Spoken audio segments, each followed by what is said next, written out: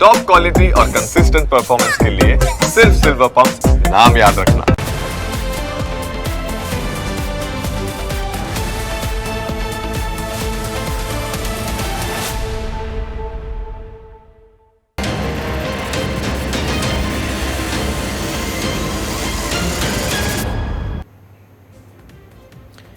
ગુજરાતમાં દારૂબંધી છે પણ તે ફક્ત કાગળ પર જોવા મળી રહી છે, એટલે જ હંમેશા દારૂ પર ચર્ચા પણ વિશેષ થતી હોય છે. નશાનો સામાન જે સરહદેથી આવે છે તે સરહદો પર વોચ તો રાખવામાં આવે છે, પણ દારૂ પોતાનો રસ્તો કાઢી જ દે છે. આ તો વાત દારૂબંધીની થઈ, પણ હવે દારૂને લઈને જે સવાલ ઊભા કરવામાં આવ્યા છે તેની વાત કરવી પણ જરૂરી છે. અહીં સવાલ પણ છે અને વિરોધીઓને જવાબ પણ. આ બધી ચર્ચા કરીએ તે પહેલાં બીજેપીના વરિષ્ઠ નેતા ભરત કાનાબાર દારૂબંધીને લઈને શું કહે છે એ પહેલાં જુઓ અને સાંભળો. ભરત કાનાબાર લખે છે કે ગુજરાતમાં ભાંગી તૂટી દારૂબંધી અમલમાં તો છે, પણ તેના ફાયદા છે.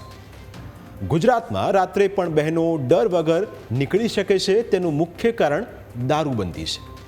દારૂબંધી માટે ભાંગી તૂટી શબ્દ વાપર્યો છે, કારણ કે ગુજરાતમાં ક્યાં ક્યાં દારૂ મળે છે એવો કોઈ પ્રશ્ન પૂછે તો આપણે તેને સામે પ્રશ્ન પૂછી શકીએ કે દારૂ ક્યાં નથી મળતો.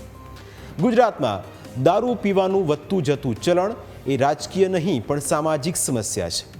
ચિંતાની વાત એ છે કે આજથી 30-40 વર્ષ પહેલાં દારૂ માટે જે સામાજિક છોછ હતો તે ઘટતો જાય છે. હવે દિવાળીમાં પણ અને તહેવારોમાં ગામડાઓમાં પણ વાડીઓમાં ફાર્મ હાઉસોમાં દારૂની મહેફિલો જામે છે.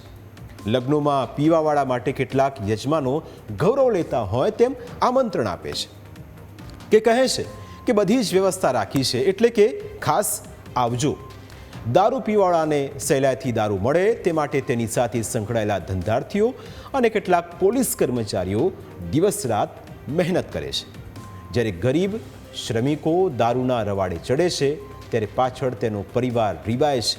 તેમના સંતાનો ભણતર અને પ્રાથમિક સુવિધાઓથી વંચિત રહી જાય છે. ગેરકાયદેસર દારૂના આ વેપલાના હપ્તા આઈપીએસ અધિકારીઓ સુધી પહોંચે છે, પણ આ કાળી કવાણી કરવાવાળા ભૂલી જાય છે કે ગરીબ પરિવારના ડુસ્કા, નિસાસા અને હાય સાથે આવેલ આ ધન અંતે તો તેમના પરિવારને ભરખી જશે. જિગ્નેશ મેવાણીની ગેરકાયદેસર ચાલતા દારૂના કારોબાર સામેની લડાઈ સમાજના હિતમાં છે, પણ તેમનો ઉદ્દેશ માત્ર ને માત્ર રાજકીય છે. તેમને કદાચ ખબર નહીં હોય કે દેશમાં દારૂબંધી અમલમાં હોય તેવા મોટા બે રાજ્યો બિહાર અને ગુજરાતમાં ભાજપ સત્તા પર છે. દેશમાં કોંગ્રેસ શાસિત 3 રાજ્યો કર્ણાટક, હિમાચલ પ્રદેશ અને તેલંગાણામાં દારૂબંધી નથી. દારૂના દૂષણ સામે ખરેખર ગંભીર હોય તો તેમની સરકાર ત્યાં દારૂબંધીનો અમલ કરાવવાની મહેનત કરે. ભરત કાનાબારના શબ્દોમાં છેલ્લી જે 4 લાઈન હતી એ વિશેષ હતી, કારણ કે તેની અંદર નામ હતું વડગામના ધારાસભ્ય જિગ્નેશ મેવાણીનો, જેમાં તેમણે જિગ્નેશ મેવાણીને જે કહેવાનું હતું તે કહી પણ દીધું અને જવાબ પણ સણસણતો આપ્યો. જો કે હા, તેમના આ વાકબાણમાં આ વાતને પણ નકારી તો ન જ શકાય. દારૂ જે ગુજરાતમાં મળે છે, આસાનીથી મળે છે, એ વાતને લઈને એમણે રાજકીય પોતાના હેતુ સિદ્ધ કરવા માટે બહાર નીકળ્યા છે. હા, એક વાત ચોક્કસપણે છે કે ગુજરાતમાં દારૂબંધી મેં લખ્યું એ પ્રમાણે ભાંગી તૂટી છે, જેવી પણ છે એવી છે, એનો પણ ફાયદો છે. આજે ગુજરાતમાં બહેનો આપણી નીકળી શકે રાત્રે આસાનીથી સલામતીપૂર્વક, એનું કારણ જેવી તેવી પણ દારૂબંધી છે. ભરત કાનાબારે જિગ્નેશ મેવાણીનો તો જવાબ આપ્યો, સાથે શાનમાં જે કહેવાનું હતું એ પણ કહી દીધું. સાંભળો જિગ્નેશ મેવાણી માટે તેમણે શું કહ્યું. દારૂબંધીનો પૂરો અમલ ન થાય એને માટે જે જવાબદાર લોકો છે, જે બુટલેગરો જેને આપણે કહીએ છીએ, અને એની સાથે પોલીસ તંત્રના કેટલાક કર્મચારીઓ પણ સંડોવાયેલા છે. એટલે આ બધાની મિલીભગતથી ગુજરાતમાં દારૂબંધીનો જે રીતે કડક અમલ થવો જોઈએ નથી થતો. એટલે મેં લખ્યું છે કે ક્યાંય કોઈ એમ પૂછે કે ગુજરાતમાં ક્યાં ક્યાં દારૂ મળે છે તો આપણે એને પૂછાય કે ક્યાં ક્યાં નથી મળતો. બધી જગ્યાએ મળે છે, ઇઝીલી મળે છે. કાનાબાર બોલ્યા એટલે રાજનીતિને વેગ મળવાનો જ હતો અને બીજેપી અને કોંગ્રેસના નેતાઓએ આ જ મુદ્દે સવાલ કર્યો તો તેમણે શું કહ્યું તે પણ સાંભળો.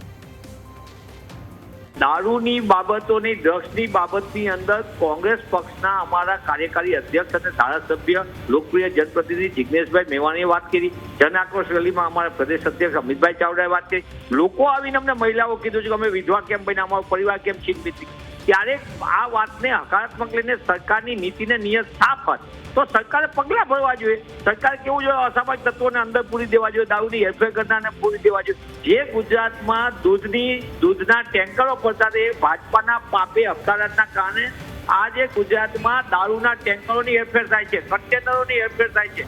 દારૂબંધીના કારણે આજે હું એ પણ કબૂલ કરું છું કે ક્યાંક કોઈ ગુંડા તત્વો એવા હોય કે ક્યાંક કોઈ ભ્રષ્ટ પોલીસ અધિકારી હોય એના કારણે ક્યાંક ને ક્યાંક છીંડા થતા હશે, ગુજરાતમાં થતા હશે અને અન્ય જગ્યાએ પણ થતા. પરંતુ મોટા ભાગે જે કરવું એ દારૂબંધીનું સફળ રહ્યું છે અને એ કોંગ્રેસના નેતાઓ જે પણ બોલે છે એને પણ મારે કહેવું છે કે તમે તમારા જે શાસિત રાજ્યો છે એમાંથી માત્ર એક રાજ્યમાં તો કરી બતાવો દારૂબંધી. આક્ષેપ પ્રત્યાક્ષેપનો દોર શરૂ થયો છે પણ આ બધાની વચ્ચે જે સત્ય અને તથ્ય સામે આવી રહ્યા છે તેના કારણે રાજનીતિએ પણ વેગ પકડ્યો છે. હવે આ મુદ્દે જિગ્નેશ મેવાણી બોલશે કે પછી અહીં જ બધું પૂરું થશે તે સમય બતાવશે, કારણ કે આમ પણ ગુજરાતમાં અત્યારે રાજનીતિ આડા પાટે જઈ રહી હોય તેવું લાગી રહ્યું છે અને મુદ્દાઓ ભટકાઈ પણ રહ્યા છે.